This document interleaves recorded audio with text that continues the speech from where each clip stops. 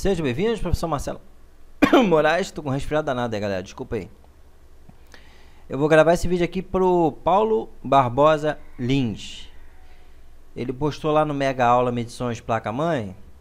Meu amigo, teria como você ensinar como testar um varistor? Tá. Então eu vou explicar para vocês como é que funciona o varistor. O videozinho tá bombando, gente. Ó, 78.788 visualizações, 600 avaliações positivas e 18 negativas. Tá ok? Agradecer ao pessoal aí que manda recado, que compartilha o canal, que se inscreve. Isso ajuda muito o nosso projeto.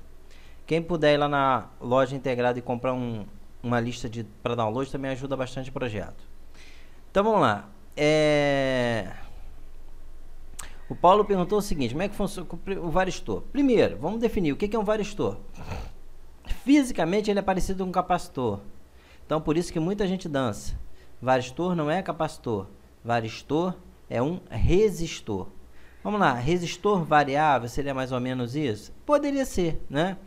Porque a função dele é a seguinte: você determina uma tensão de trabalho e ele, a partir do monitoramento da tensão, ele vai alterar a sua resistência interna. A função dele é a seguinte: você determina uma tensão de trabalho e ele, a partir do monitoramento da tensão, ele vai alterar a sua resistência interna. Ele é muito usado em circuito de proteção de fonte, contra transiente, contra surto elétrico. Então, por exemplo, esse aqui, ele está determinado para 385 volts. Se entrar uma tensão maior do que essa, o que ele faz? Ele vai entrar em curto, ele vai a zero, entra em curto e desaba a fonte, protegendo a fonte. Geralmente o varistor ele dá vida pelo circuito, então ele queima. Então o defeito dele é o que? Ele entra em curto, ele carboniza mesmo. Então o defeito basicamente dele é esse: houve um surto, houve uma sobretensão.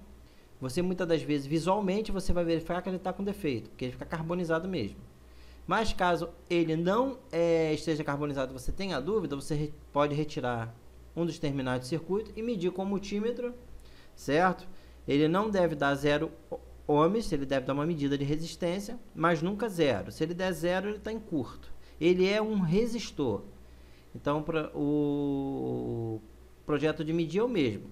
Se você for testar com teste com LED, se você for testar com o multímetro, ele vai, se for um teste com LED, ele tem que acender nos dois sentidos, que ele tem uma resistência.